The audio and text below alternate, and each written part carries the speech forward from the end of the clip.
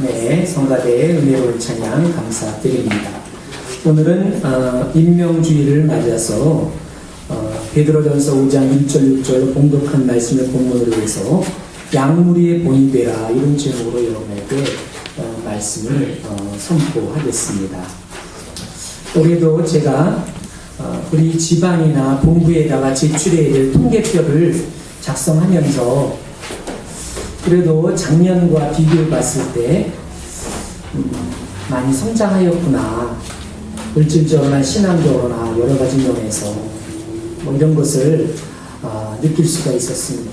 왜냐하면 교인 수도 증거하였고요, 우리 교회를 떠나신 분들도 몇 분 계시지만 그럼에도 불구하고 교인 수가 증거하였고요, 직분자도 점점 많아지고 있고, 그래서 작년보다도 이렇게 직분자가 10명 가까이 이렇게 늘게 되었습니다. 또 각 부서별 선교부, 교육부, 또 관리부, 사회봉사부, 예배음악부 이런 부서별 임원도 또 마찬가지로 직분자가 늘므로 또 늘었습니다. 또 여러 가지가 점점 이제 늘고 있는 것을 볼 수 있고요. 이제 올해 작년과 늘지 않은 것은 유아들 세례받은 인원, 어린이들, 이런 인원은 별로 늘지 않았더라고요. 어린아이 그만큼 이제 자녀가 출산하고 이런 것들이 거의 없다는 얘기겠죠. 근데 말씀 전하기에 앞서서 본래 우리 감리교는 직책 가운데에 본래는 장로가 없습니다. 권사까지 본래 있습니다. 외국의 감리교는 권사까지만 직책이 있게 됐을 때입니다. 우리나라는 장로교회의 장로를 제도를 통한 교회 성장과 부흥이 바람직하다고 보기 때문에 장로 제도를 도입을 해서 장로에게 안수를 주므로 유일하게 안수를 주는 것은 장로만입니다. 그것은 장로는 안수하여 항존직 평생도록 그 직임을 감당토록 하는 데 있습니다. 또 장로교회는 권사직이 없습니다. 그런데 우리 감리교회 권사직을 또 받아들여서 권사를 임명하는 그런 교단들도 많이 생기게 되었고요.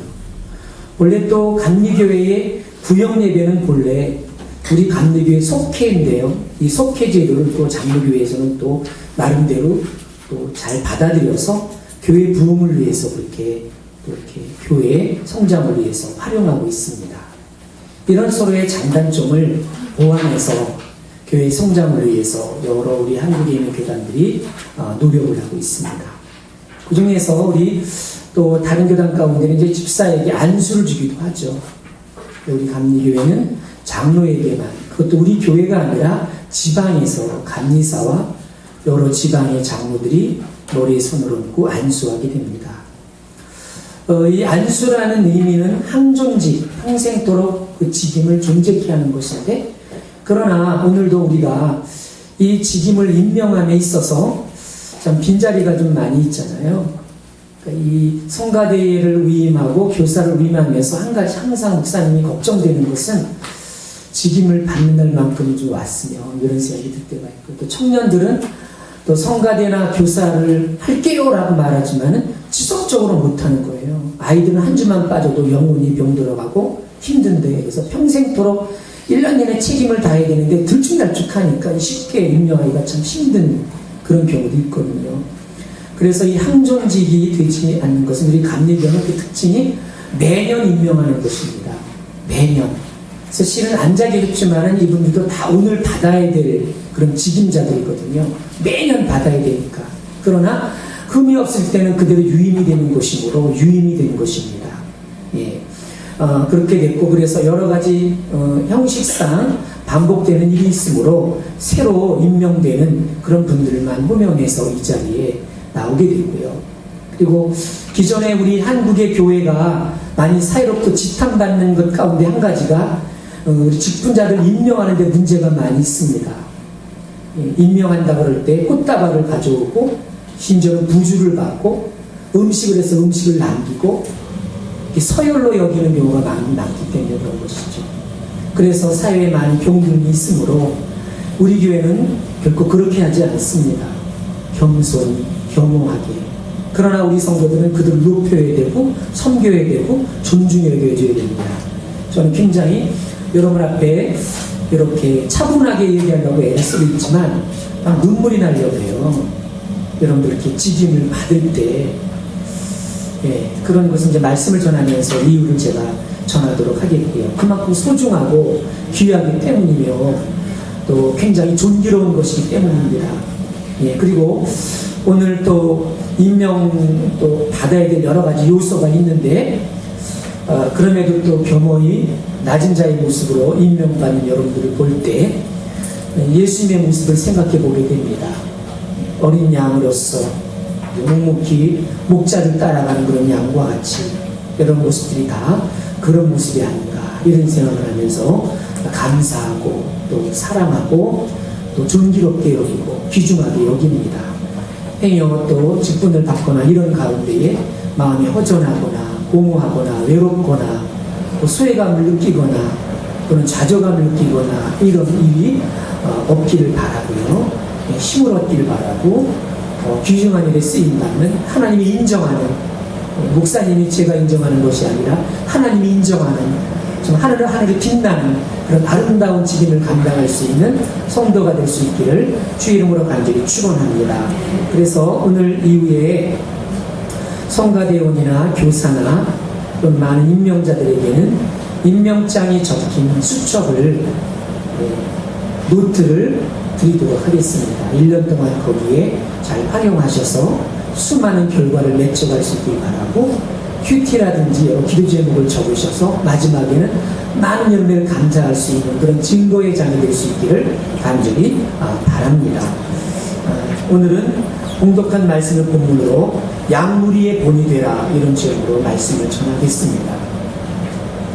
일본에서 MK의 기적을 이룬 위대한 유태식 부회장의 이야기입니다. 이 MK는 1960년 10대의 택시로 출범한 작은 택시 회사였으나 지금은 1천여 대의 택시를 비롯해서 MK석유, MK산업, CT신용조합 등 금융회사를 포함한 10개의 자회사를 거느린 MK그룹으로 성장했습니다. MK택시는 감사합니다 운동을 펼쳤으며 택시업계 최초로 지체 부자의자 우선 승차 제도를 실시하였고 장애자 할인 요금까지 시행했습니다.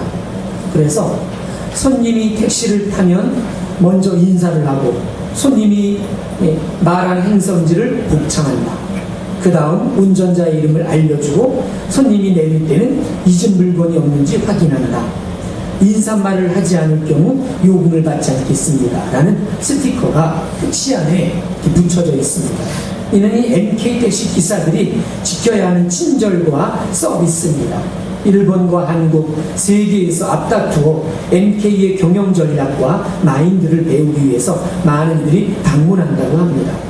독실한 크리스찬인 유태식이라는 이 부회장은 한국을 방문할 때마다 기업과 교회들을 다니며 자신이 있기까지 함께 하신 하나님을 간증합니다.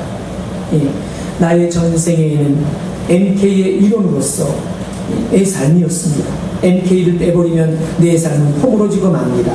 나는 MK와 함께 살아왔습니다. 그러나 동시에 언제나 고맙게 생각하며 감격으로 고백하는 것은 단지 MK의 일원으로만 살아오지 않았다는 것입니다. 나의 전생에는 하나님과 함께한 삶이었습니다. 하나님에 대한 신앙을 빼버리면 나는 아무것도 아닙니다. 하나님을 믿는 기독교인이라는 사실이 자랑스럽습니다. 이렇게 그는 고백을 했습니다. MK의 성장 이명에는 성경의 가르침을 그대로 실천하려는 유태식 부회장의 끊임없는 기도와 노력이 있었습니다. 그는 간증합니다. 몇 번의 고비를 넘겼습니다. 20살 때 일본과 한국에 있는 현해탄 바다를 건널 때 빠져서 죽음 직전까지 갔던 적도 있었고 몇 년 전에는 심장병으로 죽을 수도 있었습니다. 그러나 하나님께서 2번 다 기적적으로 목숨을 살려주셨습니다. 나는 여분으로 살고 있습니다. 여분의 수명을 제게 주신 뜻은 사람들에게 하나님을 알리고 바르게 사는 삶의 자세를 전하라고 살려주셨던 것입니다. 이렇게 얘기를 했어요. 그는 지금 현재 일본 대한기독교 교토교회 장로로서 심우하며 그리스도 일꾼으로 살아가고 있습니다. 진정한 그리스도의 선한 일꾼의 모습입니다. 사람은 많은데 일꾼은 없다, 이런 말들을 합니다. 현대 교회의 문제는 썬데이 크리스찬이 계속 증가한다는 게 있습니다. 썬데이 크리스찬이란 주일만 교인을 말합니다. 교회마다 저녁 예배가 없어집니다. 새벽 기도회는 말할 것도 없고 주중의 교회 행사는 엄두도 못 내는 시대가 되었습니다. 이러한 상황 속에서도 교회는 해마다 효과적인 하나님의 사역을 위하여 일꾼들을 선택하고 임명합니다. 오늘 임명이 되는 임원들은 그리스도의 선한 일꾼이 되어야 합니다. 또한 선출되지 않은 누구라도 그리스도의 선한 일꾼이 되어야 합니다. 임원은 교회의 계급이 아닙니다. 봉사의 위치입니다. 더 기도하고 더 말씀대로 살고 또 존경받을 만한 신앙의 지도자가 되어야 합니다. 본문은 선한 일꾼의 기준을 제시하고 있습니다. 선하다는 것은 내 마음대로 인생을 살지 않고 오직 그리스도의 마음으로 그리스도의 사랑을 실천하면서 사는 모습을 의미합니다. 본문은 베드로가 장로들에게 권하는 내용입니다. 여기에 본이 되라는 말은 헬라어로 듀포스라고 하는데 똑같은 모양을 나오게 하는 줌을, 이런 뜻을 가지고 있습니다. 본이 되다, 본. 우리가 본을 뜬다는 말이 있잖아요. 옛날에 수혜를 놓을 때 이렇게 본을 뜨죠. 지난번에 40일 말씀 양도가 더불어서 수련회를 강화로 갔는데 우연히 길을 가다가 강화도의 특산물인 화문석을 만드는 곳을 지나게 됐는데 그곳을 들어가게 됐어요. 입장료가 1,000원이었거든요. 여러 본이 있고 본에 따라서 아주 화문석을 아주 아름답게 만들어놨더라고요. 본. 이 본이라는 것은, 본이 된다는 말은 이와 같이 헬라어로 듀포스라고 말해요. 똑같은 모양을 나오게 하는 주문, 이런 뜻입니다. 그러니까 자신이 다른 사람의 눈에 어떻게 비치는지 살펴야 됩니다. 다른 이들에게 긍정적으로 비춰진 모습을 본이라 할 수 있기 때문에 그렇습니다. 여러분들이 성도들에게, 많은 양들에게 본이 되는 그 본은 어떤 것일까요? 바울은 고린도전서 11장 1절을 통해서 내가 그리스도를 본받는 자 된 것 같이 너희는 나를 본받는 자 되라고 말합니다. 탁월한 리더가 되려면 본이 되어야 합니다. 양무리의 본이 되어야 하는 장로들은 교회 지도자를 칭합니다. 여기에 장로는 나이가 들었다는 의미보다 성숙한 지도자가 된 사람을 의미합니다. 그러므로 양무리를 맡은 지도자는 성숙함으로 본을 보여야 합니다. 베드로는 부활하신 예수께서 내 양을 먹이라 하신 명령을 마음 깊이 간직하였습니다. 주님을 사랑하는 심정으로 주님의 피로 사신 양을 먹이는 일을 최고의 사명으로 여기며 감당했습니다. 아울러 함께 장로된 자들에게도 하나님의 양무리를 치는 일에 본이 되라 권면하였습니다. 목자의 심정으로 예수의 피로 사신 양들을 가르치며 섬기라는 것입니다. 장로는 높은 신분이 아닙니다. 계급도 아닙니다. 목자의 직분을 말하는 것입니다. 더욱 두렵고 떨림으로 양무리를 치는 직무를 감당해야 합니다. 주님으로부터 맡겨진 영혼을 이끄는 목자입니다. 그러므로 목자의 심정으로 일해야만 합니다. 그렇다면 어떤 자세로 임해야 양무리의 본이 될 수 있는 것일까요? 첫째로 하나님의 뜻을 따라야 합니다. 100년 전 아프리카 콩고는 백인들의 공동묘지라고 불릴 정도였습니다. 백인이 껐떡하면 죽어나가는 것입니다. 선교 사역의 첫 기간이 끝나면 대부분의 선교사들이 그들의 손에 죽임을 당했기 때문입니다. 당시 콩고 선교사였던 조지 그랜펠이라는 사람 역시 4명의 자녀를 무덤에 묻어야 됐습니다. 쥐도새도 모르게 콩고 사람들이 4명의 자녀를 죽였기 때문입니다. 복음을 전한다는 미명하에 고통스러운 곳에 자녀를 데려갔는데 자녀들이 죽임을 당했던 것입니다. 그러나 이 그랜펠 선교사는 우호적으로 지내다가 이유 없이 독화살을 쏟아대는 시진종들과 선교사를 대적하는 천주교와 벨기에 정부의 박해를 무릅쓰고 그러니까 벨기에와 천주교들이 먼저 들어가서 선교를 했는데 같은 크리스찬들끼리 그렇게 또 박해하는 거예요. 그래서 그레파 선교사가 많은 고통을 겪었는데 이런 고통을 무릅쓰고 30년의 사역 속에서 그 일을 감당했는데, 그러나 20년이 지난 후 그레파 선교사는 콩고에 부흥의 물결이 휩쓰는 것을 체험했습니다. 칼과 창으로 위협하고 쫓겨났던 곳에서 그를 환영하는 인파들이 하나님께 드리는 찬송을 들을 수가 있었습니다. 그러니까 이에 정말 눈물겨운 사투와 간절한 기도로 말미암아 이들이 복음을 받아들였고, 이들이 총칼을 겨누던 이들이 총칼을 밑으로 내리고 이 선교사를 환영하고 찬송을 불렀습니다. 주 예수의 이름 높여 다 찬양하여라 하면서 막 찬양했습니다. 이렇게 한 사람이 하나님의 뜻을 따라 선교하며 헌신했을 때 콩고에 복음이 열려지는 그런 역사가 임했던 것입니다. 오직 양무리를 치되 하나님의 뜻을 따라 힘쓰며 선교했던 결실을 보게 된 것입니다. 본문 2절입니다. 너희 중에 있는 하나님의 양무리를 치되 부득이함으로 하지 말고 오직 하나님의 뜻을 좇아. 하나님의 뜻을 좇으라는 것은 하나님의 주권을 인정하라는 것입니다. 하나님의 주권을 인정한다는 말은 예수님을 삶의 주인으로 모시고 사는 것입니다. 내 생각, 내 뜻대로 사는 것이 아니라 하나님의 뜻대로 사는 것을 의미합니다. 그러므로 어떤 사건에 직면하였을 때 그 일을 통해서 하나님이 이루시기 원하시는 뜻을 볼 수 있는 통찰력을 가져야 합니다. 아프리카 어느 지역에 물결이 아주 센 개울가가 있었어요. 개울을 건너던 부족들이 물결에 휩쓸려 죽게 되었습니다. 그때 마을의 주장이 이런 명령을 합니다. 이제부터 여러분들은 개울을 건널 때 무거운 돌을 머리에 이든지 어깨에 메고 건너라 그랬어요. 부족들은 그냥 건너기도 힘든데 왜 무거운 돌을 치고 가야 되냐며 불평했습니다.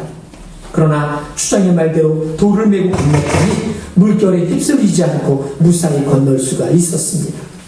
맡겨진 사명은 부담이나 짐이 아니라는 것입니다. 여러분에게 맡겨진 짐도 여러분들이 하나님 나라로 건너가는 데 있어서 큰 힘과 능력이 될 줄로 믿습니다.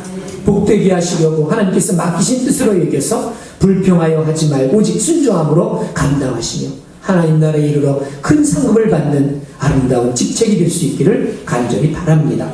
둘째로 자원함으로 행해야 합니다. 자원함으로. 여러분들 우리나라 신문 중에 오마이뉴스라는 신문 아십니까? 오마이뉴스 대표인 오연호 기자의 이야기입니다.